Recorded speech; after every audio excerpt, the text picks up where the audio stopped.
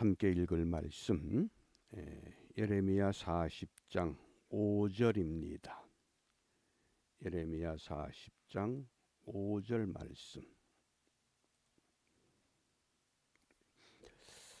함께 읽습니다.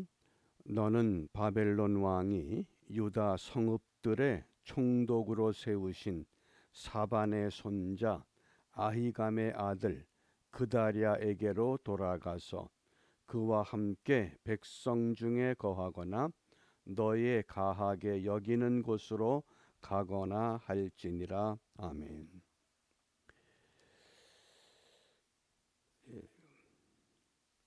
예레미야 선지자의 계속되는 메시지는 간단 명료합니다. 남유다 왕국은 망하게 될 것이다. 많은 사람들이 바벨론 포로가 되고 70년이 지나면 다시 돌아오게 될 것이다. 예레미야 1장부터 52장까지의 주된 예언의 핵심입니다. 이제 드디어 그 예언대로 성취가 됐습니다.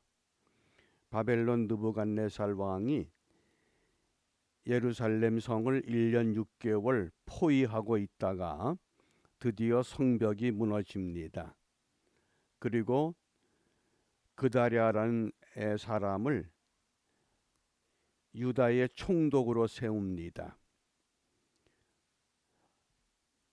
왕족들, 귀족들, 부자들은 전부 바벨론의 포로가 됐습니다. 예루살렘에 남은 사람들은 아주 가난한 사람들, 그들만 남겨놓고 그들에게 모든 밭과 땅을 다 나눠줍니다. 그리고 그다랴를 총독으로 세운 겁니다. 우리가 이제 이런 역사적인 과정 속에서 오늘 40장에서 우리가 두 사람의 모습을 통해서 이 시대를 우리가 어떻게 살아야 하는가를 함께 나누고자 합니다. 그 첫 번째가 바벨론의 군대 장관 느부사라단이라고 하는 인물입니다. 느부사라단, 그 이름 뜻이 느부가 자식을 준다. 하나님이 자식을 주는 것이 아니라 느부라고 하는 그들이 섬기는 신, 그 느부가 자손을 준다, 그런 뜻입니다. 그러니까 전혀 이 하나님의 백성과는 거리가 먼 사람들입니다. 그런데 놀라운 선언을 합니다. 오늘 40장 3절 말씀에 여호와께서 그 말씀하신 대로 행하셨으니 너희가 여호와께 범죄하고 그의 목소리에 순종하지 아니하였으므로 이제 이루어졌도다. 여호와께서 그 말씀하신 대로, 그 말씀은 선지자 예레미야가 예언했던 그대로 바벨론에게 망할 것이다. 70년 동안 포로가 될 것이다.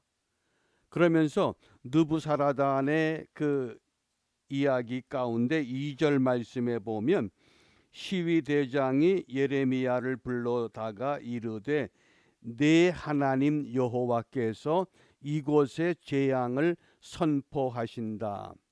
나의 하나님이 아니라 너의 하나님입니다. 나는 하나님하고 상관이 없는 존재다. 왜? 내 이름이 느부사라단, 느부가 우리에게 자식을 주는 것이야. 너희는 하나님이 자식을 준다고 고백해. 너희와 우리는 신앙이 다른 사람들이야. 그럼에도 불구하고 여호와께서 그 말씀하신 대로 행하셨다. 너희가 여호와께 범죄하고 그 목소리에 순종하지 아니하므로 이제 이렇게 되었다. 하나님을 모르는, 하나님을 인정하지 않는, 우상을 숭배하는 바벨론의 군대 장관 느부사라단이 갖고 있는 영적인 안목을 우리가 생각해야 합니다. 마땅히 하나님의 백성들은 영적인 안목을 갖고 선지자 예레미야가 선포한 대로 너희들이 이 상태로 계속 잘못 살면 망한다. 듣질 않는 겁니다. 그럼에도 불구하고 우상을 숭배하는 이 군대 장관이 다른 나라를 점령하고 다른 나라를 지배하게 될 때 군대 장관이 흔히 하는 말은 우리의 군사력이 강해서 너희들을 이겼다. 이것이 가장 우선되는 말입니다. 그럼에도 불구하고 느부사라단은 군사력에 대해서 말하지 않습니다. 여호와께서 말씀하신 대로 되는 거다. 이게 얼마나 놀라운 선언입니까? 하나님의 백성들은 하나님과 동떨어진 삶과 동떨어진 길을 가고 있는데 오히려 우상을 숭배하는 바벨론의 군대 장관은 놀라운 안목을 갖고 있습니다. 우리가 이 시대가 하나님의 사람들이 하나님께서 원하는 믿음을 가지고 가야 할 텐데 만약 그렇지 못하다 그러면 어떤 일이 펼쳐지겠습니까? 엉뚱한 사람들이 하나님 이야기를 하는 겁니다. 하나님의 이야기를 해야 될 사람들은 하나님의 이야기를 하지 못하고 엉뚱한 사람들이 하나님의 이야기를 할 수밖에 없다고 하는 사실입니다. 우리가 지금 그런 시대를 살아가고 있습니다. 이 그런 때에 놀랍게도 바벨론 느부갓네살 왕에 의해서 유다의 총독으로 세워진 우리가 그다랴를 생각해 봅니다. 오늘 9절 말씀에 너희는 갈대아 사람을 섬기기를 두려워하지 말고 이 땅에 살면서 바벨론의 왕을 섬기라. 그리하면 너희에게 유익하리라. 많은 선지자들, 많은 귀족들, 많은 유대인들은 왜 우리가 바벨론에게 망하느냐? 뭐 70년 동안 포로 생활하느냐? 길어봤자 2년밖에 안 한다. 다 그렇게 잘못된 말씀에 잘못된 예언에 치우쳐 있었습니다. 그런데 그다랴는 전혀 다른 생각입니다. 왜 그렇습니까? 영적인 분별력을 갖고 있습니다. 그다랴라는 이름의 뜻이 여호와는 위대하시다 그런 뜻입니다. 그래서 이미 예레미야를 통해서 예언된 말씀 25장 11절에 이 온 땅이 황폐하여 놀램이 될 것이며 이 나라들은 70년 동안 바벨론 왕을 섬기리라. 예레미야의 예언을 그대로 믿고 따랐다고 하는 겁니다. 군중 심리가 대다수의 사람들이 좌편으로 가고 있는데 그다랴는 좌편은 아니다. 나는 오른편이다. 그리고 방향을 바꾸질 않습니다. 그 이유가 27장 17절에 너희는 그들을 듣지 말고, 그들이 누굽니까? 거짓 예언자들. 대다수의 사람들 바벨론 왕을 섬기라. 그리하면 살리라. 예레미야의 이 예언을 그대로 받아들일 수 있었다고 하는 것은 오늘 그다랴가 영적인 분별력을 갖고 있었다는 증거입니다. 어떻게 그다랴가 이런 영적 분별력을 가질 수 있었느냐? 그 계보가 이렇습니다. 그 족보를 보면 그 할아버지 사반, 아버지 아히감, 그리고 그다랴입니다. 사반은 누굽니까? 요시야 왕 때 서기관입니다. 성전을 수리하다가 율법책을 발견했습니다. 그 율법책을 가지고 왕에게 가서 읽어준 사람이 사반입니다. 성전을 수리하던 중에 이런 하나님의 말씀이 나왔습니다. 그러자 요시야 왕이 사반에게 자 제사장에게 가져가서 확인해 봐라. 그러니까 제사장 hil기야가 그 율법책을 읽고 너희들이 그동안 다른 신을 섬겨서 이렇게 잘못됐지 않느냐? 이제 이 말씀대로 회복해야 된다. 그러자 그 말씀대로 온 백성들이 회복하는 일에 앞장섰던 사람이 사반입니다. 그 아들이 아이감입니다. 그래서 이 아이감 때에 결국은 그 아들이 그다랴. 이게 무슨 내용입니까? 신앙의 뿌리가 견고합니다. 어떤 문화나 어떤 사회 풍토에 의해서 신앙의 뿌리가 흔들리지 않았다고 하는 것을 오늘 우리에게 말씀합니다. 그러므로 우리가 이 중요한 이 시대에 우리도 이 영적인 안목, 이 영적인 분별력, 우리가 이것을 좀 분명하게 가질 필요가 있습니다. 그래서 오늘 우리가 기도의 제목이 영적 싸움의 승리를 위해서 기도할 수 있기를 바랍니다. 영적 싸움이라고 하는 것이 원수 사탄 마귀와의 싸움만 아닙니다. 지금 미국이나 한국이나 가장 중요한 영적 싸움은 무엇이냐? 교회를 흔드는 자유주의 신학, 자유주의 신앙입니다. 자유주의 신앙이라고 하는 것이 동성애 문제요, 차별금지법의 문제입니다. 소수도 존중해야 된다. 소수가 나쁘다는 거 아닙니다. 소수를 존중하는데 소수가 우선이 되면 어떻게 됩니까? 그게 자유주의 신학이요, 자유주의 신앙입니다. 사람들이 너무 이성적이고 이치에 맞는 것들을 좋아하는 그런 풍토가 되다 보니까 이 자유주의 신학이 핵심이 무엇이냐? 하나님의 말씀은 전부 100% 진리가 아니다. 왜냐하면 아니 어떻게 마리아가 처녀가 아들을 낳느냐? 그건 있을 수 없는 거다. 그런 건 빼재는 겁니다. 어떻게 요나가 큰 물고기 뱃속에 들어갔다가 나오느냐? 그런 건 합리적이지 않다. 합리적이 아닌 거 다 빼는 게 자유주의 신학이요, 자유주의 신앙입니다. 지금 교회가 그렇게 흔들리고 있습니다. 그게 영적 싸움입니다. 오늘의 영적 싸움은 한마디로 말하면 하나님의 말씀을 하나님의 말씀 그대로 믿는 겁니다. 100% 믿을 수 있는 것, 그게 오늘 우리가 싸워야 할 영적 싸움입니다. 그래서 이 하나님의 말씀에 대한 안목, 하나님의 말씀에 대한 분별력을 우리가 정확하게 찾아야 됩니다. 왜 이렇게 됐을까? 너무 우리가 그동안에 자본주의 속에 갇혀서 사이즈를 중요하게 생각했습니다. 사이즈가 뭡니까? 크기입니다. 그 크기라고 하는 것이 뭐 건물이냐, 예산이냐, 면적이냐, 인원이냐, 그게 사이즈입니다. 그런데 예수님께서 우리에게 강조한 것은 사이즈가 아닙니다. 스페셜입니다. 스페셜. 특별한 것, 특별한 것. 그 특별한 것이 뭡니까? 너희는 세상의 소금이고 세상의 빛이라는 겁니다. 크다고 너희들이 큰 게 아닙니다.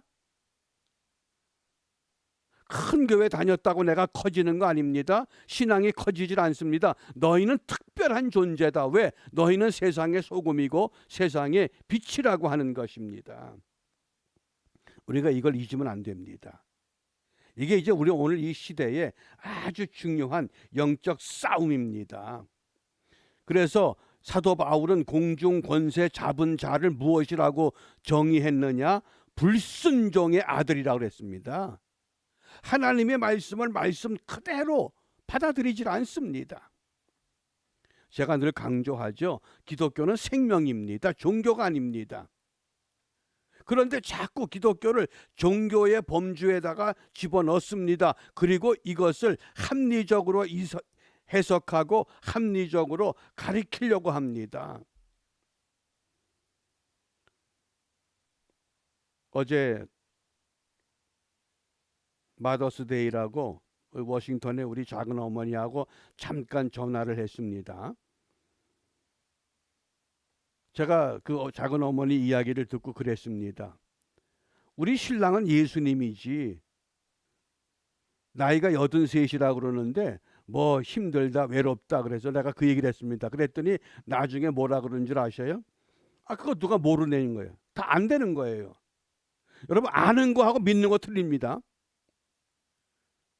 정말 믿는 건 뭐냐? 내가 아는 것을 그대로 실천하는 게 믿는 거예요.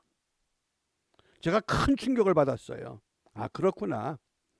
우리가 아는 거하고 믿는 거하고 이원화된 삶을 살아가는 거예요. 그게 우리 신앙생활이에요.